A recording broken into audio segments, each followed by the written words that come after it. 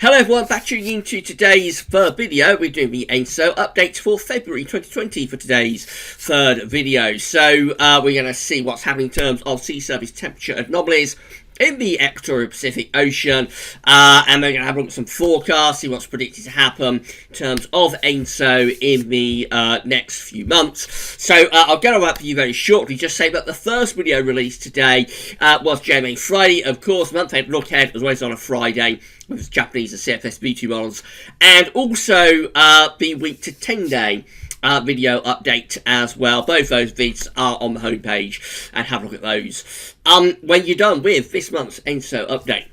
Right, so we're going to begin with the seasons by seasons chart, cold and warm episodes by seasons at CPC, NCEP, and also NOAA. This is depicting each individual month and year's worth of ENSO events going all the way back to 1950. So, for example, you can see we've got in the 1970s, 1975, we've got these blue coloured numbers in the boxes. That is La Nina. Negative numbers there, indicating a cold event lasting throughout the whole of 1975. Actually became quite a strong La Nina through the winter of 75-76. Excuse me. The red numbers in the boxes are El Ninos. So you can see that again, just here for 1982 and 1983, we have these red coloured numbers. That's a Super Nino developing through 1982 and peaking during the winter of 1982 and 1983, before fading back to black and goes back to neutral there, where we have those black coloured numbers. So red is El Nino, blue is La Nina. Now what you need to know with this is that to have an El Nino designated, you have to meet quite strict criteria. So you have to reach either half a degree above or half a degree below average over 5 tri-monthly periods. So this is why we see these tri-monthly periods just here: December, January, February, March, April, May, June, and so on. So to get an El Nino or La Nina designated, you need to be either half a degree above or half a degree below average over 5 tri-monthly periods. So, for example, 1981 is quite interesting. That's an ENSO neutral year. Most of the returns during 1981 are coming out negative, so we're on the cold side of ENSO neutral, and a couple of those tri-monthly periods in 1981 do actually reach a La Nina threshold. January, February, March 1981 goes down to half a degree, 0.5 degrees below average, and we do it again for the next one,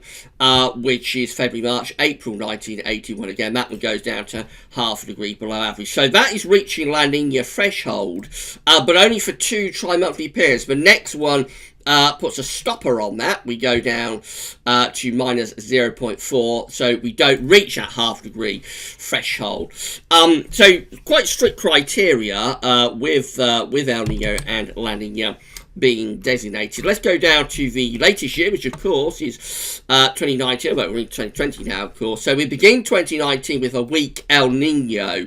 These red numbers just here: 0.8, 0.8, 0.7, 0.6, 0.5. So that is an El Nino event, albeit a very, very weak one.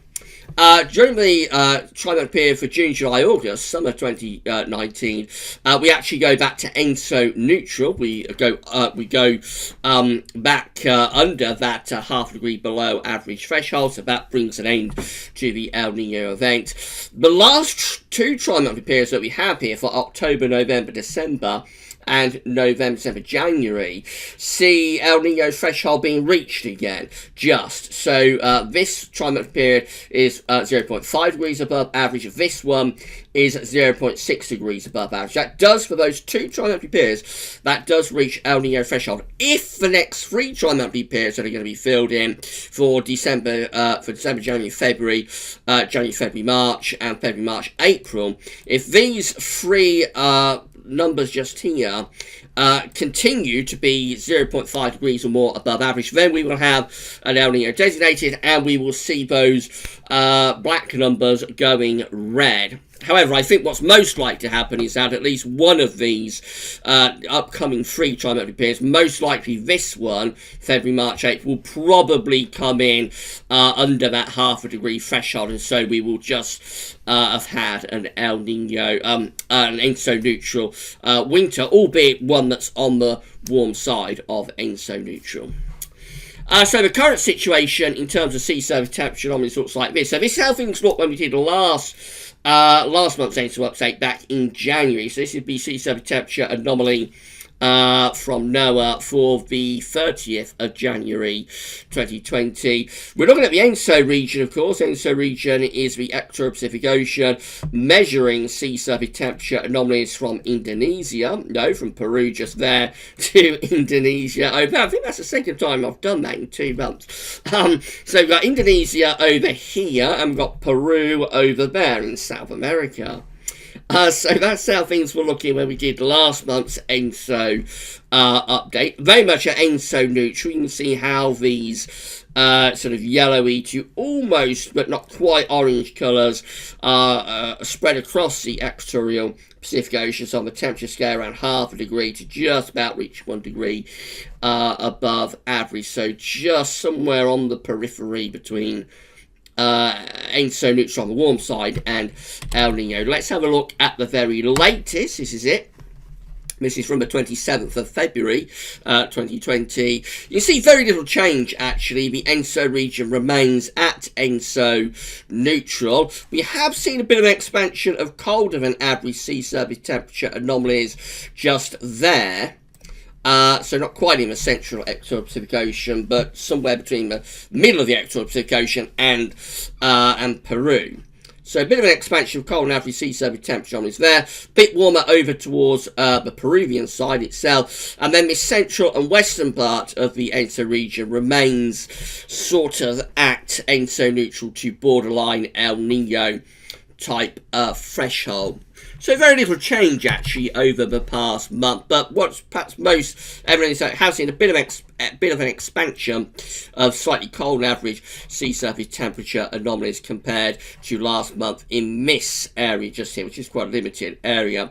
You will notice that to both the north and to the south of the Equatorial Pacific Ocean, the sea surface temperature anomalies are cooling. So just here, for example, we have seen an expansion and a deepening of colder than average sea surface temperature anomalies. That's to the south of the Equatorial Pacific Ocean compared to last month, and to the north of the ENSO region, in this sort of area just here, we have also seen an expansion and an intensification of colder than average sea surface temperature. So the Pacific looks like it's moving into a rather colder phase, and that's the kind of thing that can happen preceding a cold event, preceding a La Nina. So the Pacific Ocean could be starting to shift in that direction, although I would want to wait another month or two to see whether this trend continues, with this area becoming colder and also this area becoming colder. At the moment, it's a little bit inconclusive, but that's what I'll be looking for in the next month or two. If that happens, if the North Pacific and also the South Pacific starts to turn colder, then that could be a precursor towards a La Nina. But it's very early days. It's only the 27th of February, and we will know more in a couple of months' time. Subsurface wise, this is how things are looking from the CPC, NCEP and NOAA PDF, looking at ENSO evolution status. So with this, what you have to think is this is like the surface of the Equatorial Pacific Ocean just here. That would be Peru just there, and then we'd have Indonesia over there. These are the depths of the Pacific Ocean. Very, very deep ocean, of course, going down to around 300 meters. So at depth, you can see it along the surface. So this is like the surface of the Equatorial Pacific Ocean, where we're just looking just here. You can see it along the surface. Broadly, it's a little bit above average just there, a little bit above average, and over here, over towards Peru, actually quite significantly above average. That's just underneath the surface, between the surface and around 50 meters. But going at depth, we see that in this area from like 50 meters to around 150 meters through the central western part of the extratropical ocean, it's actually quite warm. We have quite a large area of warmer than average subsurface temperature anomalies, reaching temperatures of around 1 to 3 degrees above average.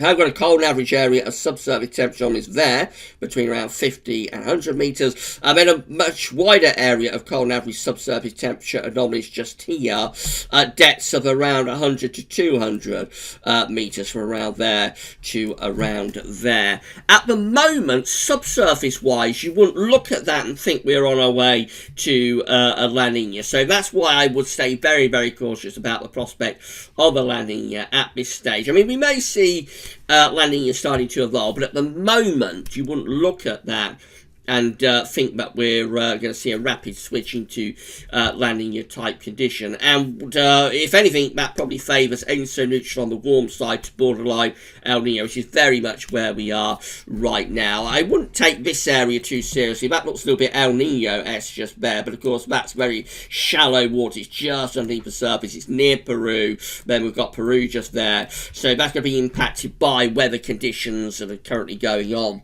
That will be impacting like the surface near the landmass of South America. So I wouldn't take that particularly seriously. These are the areas that we have to take more seriously at depth. And at depth, it looks like we're going to stick around ENSO neutral for the time being, I think. Solar Oscillation Index is an index that's reflecting the atmospheric state in the southern Pacific Ocean. So this is from Queensland Government and Bureau of Meteorology. It's measuring air pressures between Darwin and Tahiti, Darwin in Australia, Tahiti in the South Pacific, of course. So when the SOI is in its negative phase, the atmospheric setup will be reflective of an El Nino. When the SOI is in its positive phase, though, the atmospheric setup will be reflective of La Nina. And what we see here is that the SOI is generally quite up and down. So if we go back to where we left off with last month, ENSO update on the 30th of January just there. These are our air pressures, by the way, for Tahiti and Darwin, those two columns there. But this is the all-important SOI number. So that's how things looked when we did the last ENSO update. SOI then were coming out at plus 7.78. That's reflective of La Nina. But by the beginning of February, we're into El Nino threshold. 1st, 2nd of February down to minus 15 and minus 13 respectively. Going further up to through the first week of February, generally on the positive side with the SOI then. So we've got the 5th of February at plus 6, 8th of February at plus 3, 9th of February at plus 3, 10th of February at plus 9. Very reflective of a La Nina type atmospheric setup. But then we go negative. Look at this. Around middle of February, we're into negative territory, quite significantly so. 13th of February down to minus 12, 14th of February down to minus 17, 15th of February down to minus 21, 16th, 17th of February go down to minus 18, as does the 18th of February, and the 19th of February go down to minus 15. That's an atmospheric setup that's quite strongly reflective of El Nino. Come further up and look at this, the SOI has gone positive again. So we've got the 21st of February coming out at plus 10. We've got the 22nd to 23rd of February at plus 6 and plus 5, 24th of February at plus 7, 25th of February plus 12, getting more positive. 26th of February at plus 16. And the latest date, we've got 27th of February at plus 15 as well. That's the atmospheric setup swinging into much more of a La Nina type setup. And so when we're trading negative and positive numbers like this, remember it's just an index that's reflecting the atmospheric state. So let's say when the atmosphere is trading days that have an El Nino threshold setup, I should say, and days that have a La Nina setup, what you're going to come away with in the end is ENSO neutral, because those two modes of atmospheric setup, if you like, will offset one another. So this is exactly what you expect to see when you're at ENSO neutral, trading La Nina and El Nino type setups. And we can see from the 30-day SOI average, which is this red line just here, that again, this is reflective of what just been talking about, dates from the bottom. So at the end of January, quite positive with the 30-day SOI average at around plus 1. Then we go more negative, so around the middle of January, we're going down to near minus 4. with the SY 30 average, and now we're coming back up. And yeah, it's exactly what you expect to see when you're at ENSO neutral, with La Nina type days and El Nino type days offsetting one another. And so you finish up neither at an El Nino or a La Nina, you finish up at ENSO neutral. So ENSO neutral continues for the time being. Now, as we talked about in last month's ENSO update, the CFS is shifting quite a bit towards a La Nina developing through this year. So we'll do some forecasting for the second part of this ENSO update. We have to think with this, if I've got the temperature anomalies on the side, dates are on the bottom in monthly periods. So that's the all-important half a degree above average, and I talked about it at the start of the video. That's our Nino threshold. This is the all-important half a degree below average. That is reaching La Nina threshold. So that line just there is very important to be at La Nina. Can I draw a straight line? More or less. That's not too bad, is it? And this line just here is also quite important. This is the half degree above average line that gets you to the all-important El Nino threshold. Where we are right now is very close to ENSO neutral or borderline weak El Nino. You can see that from the black line just there. So that's where we've been, sort of just on that periphery, just on that cusp of an El Nino or ENSO neutral. As we get to April, that's April just there. By then, we do see that the temperature begins to drop if the CFS ensemble plume is correct. The black dashed line is the ensemble mean. Starts to drop in April. That gathers pace, and we're at ENSO neutral in the central part of the actual Pacific Ocean by the time we get through to May. Into June, we're getting close at half a degree below average threshold, and by July we are under the half a degree below average threshold. We're reaching La Nina thresholds, and then we carry on dropping through the rest of the summer and into the autumn to arrive by October, November at around 1.5 degrees below average if the ensemble mean is correct. That's getting you towards a moderate La Nina event. Do see quite a bit of scatter within the ensemble plume. So the latest members are the blue members. The red coloured lines, they are the latest ensemble members are the blue lines, I should say. The red coloured lines are the earliest ensemble plume members. So you can see we have got several members of the CFS ensemble plume that are going down actually to strong La Nina threshold. They're outliers, but they are taking things down to strong La Nina threshold. However, we've got these ones up here as well, some blue lines up here, but keep things around ENSO neutral, not going for a La Nina at all. These ensemble mean, though, is quite strongly dipping into La Nina threshold, and that's definitely the way that the CFS wants to go. That's the central part of the actual Pacific Ocean. If we look at regions 1 and 2, which is like close towards the Peruvian coast, so just to explain the regions for a moment, the ENSO region as a whole is broken down into individual regions. So 1 and 2 is like just here. And then we've got the all-important 3.4 just there, like the central part of the actual Pacific Ocean. That's the most important part, really. And then we've got region 4 sort of over here, over towards the Indonesian side. So this just here is 3.4. That's like the central part of the actual Pacific Ocean. This is 1 and 2.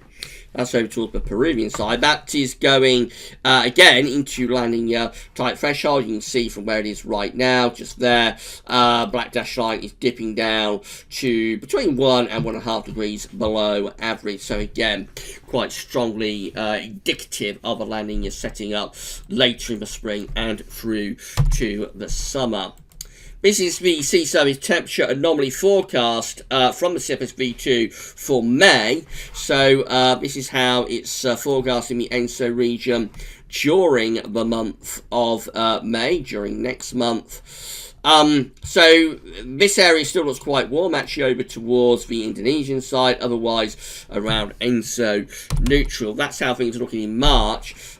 We go through to August, and look at that, very, very much colder. That's a definite signal for La Nina there through the ENSO region during the course of the summer. So this is like the end of the summer in August. Definite indications of a La Nina in terms of those sea surface temperature anomalies. Last month, CANSIPS was forecasting a La Nina to get going as well. So this is how CANSIPS is currently forecasting March. So actually quite similar in terms of the sea surface temperature anomalies, quite similar to what the CFS is showing. A little bit cooler around ENSO neutral there, a little bit warmer over here. That's how the sea surface temperature anomalies are forecast by CANSIPS in March. This is how it's forecasting sea surface temperature anomalies in August. It's not going as far with the La Nina signal this month as the CFS is going, but nevertheless it does still sort of indicate the possibility of a weak La Nina there through that central and eastern part of the actual Pacific Ocean. As I say, last month though, this went quite a bit further than that. In fact, I can show you last month's forecast. So this is it. You notice a much stronger La Nina signal during for August 2020 last month compared to the signal that it's forecasting for August 2020 this month. So it looks like CANSIPS has backed away a little bit from that La Nina signal, although it is still going in that direction. It's definitely backed off sort of the moderate La Nina event it was forecasting last month, but the CFS is still quite rock solid about this, going for a definite moderate to perhaps even quite strong La Nina signal by the time we get through to the end of the summer. ECMWF is looking like that. So again, the ECM not really interested in a La Nina event at the moment. Again, same idea as the graph we're looking at from the CFS. Got temperature anomalies on the side. The dates in monthly periods are along the bottom. Where we are right now is around there. So again, we're on that cusp. That's 1 degree above average.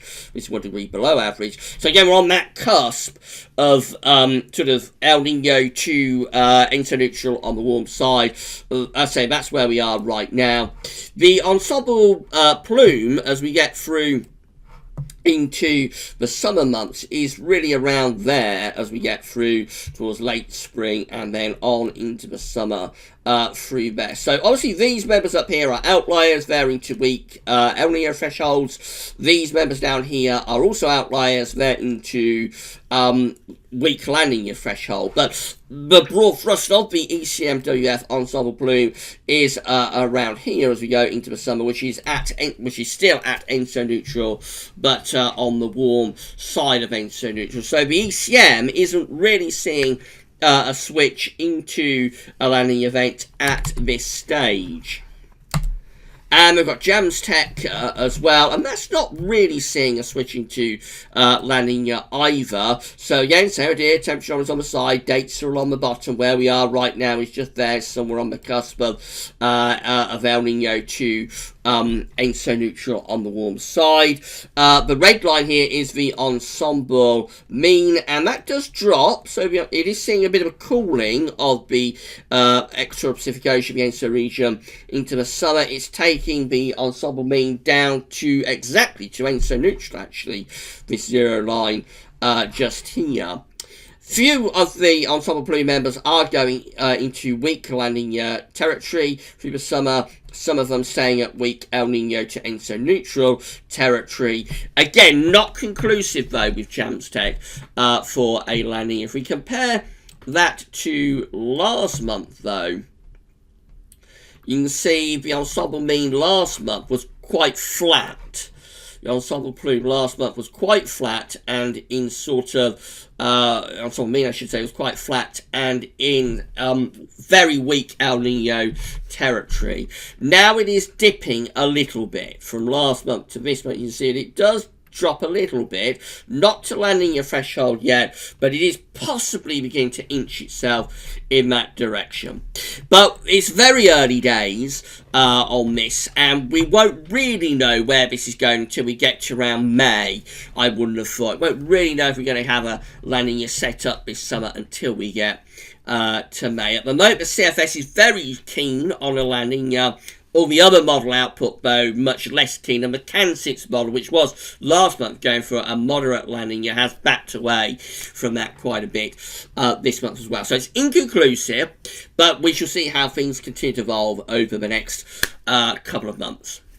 Right, that's probably what to say about everything ENSO-wise. That's it for today's videos, of course. Tomorrow we're going to begin at 10 a.m. with the second and final Spring 2020 Season 1 roundup. That'll be the first video tomorrow at 10 a.m. I'll get that video onto the Spring Updates page in the evening tomorrow with written summary. Also, weekend forecast, of course, a weekend look ahead, as well as on a Saturday, and a week to 10-day video update as well. And then on Sunday, we're actually going to be releasing Gaz of his spring forecast. I think got Terry Scully's spring forecast coming up for you tomorrow evening as well, Saturday evening, and then Terry Scully's March forecast will be released on Sunday. So a big weekend of updates, and do keep checking back to all of them. Have another look at what's going on in the ENSO region next month in March, of course, towards the end of the month. So if you've enjoyed this video, please give us a like on the video, give us a thumbs up, let us know in the comments that you enjoyed it. Don't forget to subscribe to Gaz Weather's YouTube channel,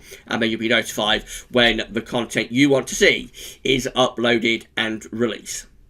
But I'll see you at 10 a.m. tomorrow morning for that final spring season 1 roundup. But that's all for now, and thanks for watching.